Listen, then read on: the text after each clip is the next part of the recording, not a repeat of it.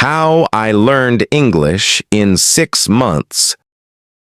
6 months. That's all it took for me to go from hesitating over a simple hello to holding full conversations with confidence and ease. In the beginning, I couldn't follow fast English movies. I froze when someone asked me a question, and I doubted whether I'd ever be fluent. Most people believe learning a language quickly is something only talented people can do, or that you need to live in an English-speaking country to make real progress. I'm here to tell you, Eki, that's simply not true. I didn't have a native-speaking environment, expensive courses, or a personal tutor. What I did have was a clear plan, daily commitment, and the mindset to push through every single mistake. In this story, I'll walk you through exactly what I did, step by step, so you can copy the strategies, avoid my early mistakes, and create your own 6-month success story. Changed my mindset. First, before I opened a single textbook or pressed play on an English video, I made a powerful decision. English would become part of my life every single day. I stopped treating it as just a subject to study for an exam and started seeing it as a skill to master, just like learning the guitar or cooking a new dish. I told myself, mistakes are not failures. They're proof that I'm learning. That simple shift changed everything. Once I accepted that I would make thousands of mistakes along the way, the fear of speaking disappeared. I no longer worried about sounding perfect. I focused on getting better with each attempt, and that mindset carried me through the toughest moments. I immerse myself in English. You can't learn to swim by reading about swimming, Bao. You have to jump into the water.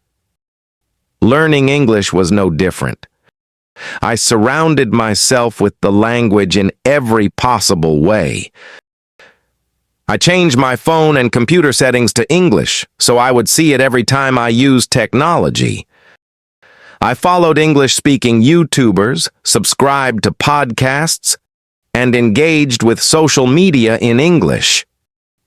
At first, I barely understood what I heard, but I didn't stop. Slowly, my brain began recognizing words, phrases, and patterns without me consciously trying. Tip: choose content you genuinely enjoy. TV dramas, cooking channels, travel vlogs, sports commentary.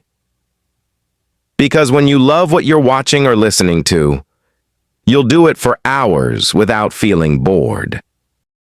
I spoke every single day. This step was the most uncomfortable at first. I didn't have many native speakers around me, so I had to get creative. I practiced speaking alone, reading aloud, repeating lines from movies, and even narrating what I was doing while cooking or walking. By the time I found online conversation partners, I wasn't starting from zero. My mouth and brain were already used to forming English sentences, so speaking to real people felt much easier. Tip: don't wait until your grammar is perfect to start speaking. Start with what you know, no matter how simple, and improve along the way. Fluency comes from use, not from waiting. I used the 80-20 rule for vocabulary. Instead of wasting time memorizing endless random word lists, I applied the 80-20 principle. Focus on the most common 1,000 to 2,000 English words because they appear in about 80% of everyday conversations. I created flashcards for these words, but I didn't stop at memorization. I actively used them in sentences. For example, Instead of just learning the word improve, I would practice saying, I want to improve my English speaking skills, or reading every day will improve my vocabulary. Tip: words are useless until you use them. Make them part of your speaking and writing immediately. That's how they stick. I made grammar simple. In the beginning, I resisted the temptation to learn every grammar rule at once. English grammar can feel like an endless maze, and if you try to master it all from day one, you'll get frustrated. So I focused only on basic sentence structures, simple present, past, and future tenses. These gave me the building blocks I needed to express almost anything. I practiced them daily until they became second nature. Once those were automatic, learning more complex grammar, like conditionals or passive voice, was much easier because I already had a strong, stable foundation to build on. I practiced active listening. There's a big difference between hearing English and truly listening to it. Most learners focus only on meaning, but I trained myself to notice how things were said. I paid attention to pronunciation, rhythm, and intonation. I also started recognizing the way native speakers connect words in everyday speech. For example, going to becoming gonna, or want to becoming wanna. Understanding these patterns made conversations much easier to follow. Tip: use short videos or clips. Pause, repeat, and imitate the speaker's tone and rhythm.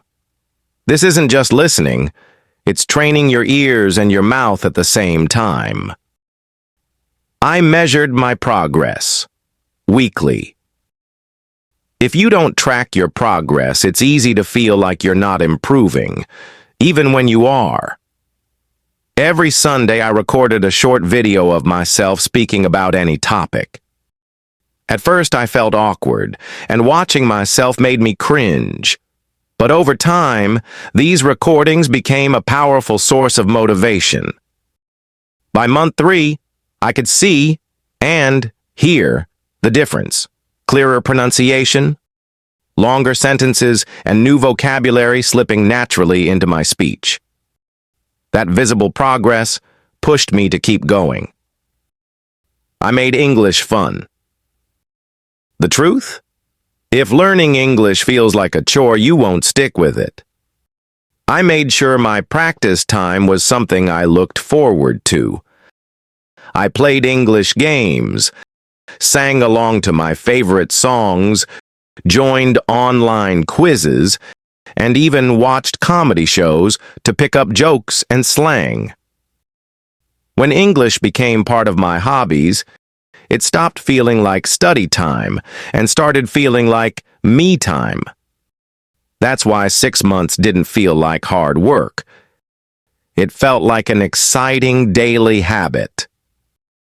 Finally, learning English in 6 months is possible, but only if you stop treating it as a 1-hour-a-day subject and start making it a natural part of your life.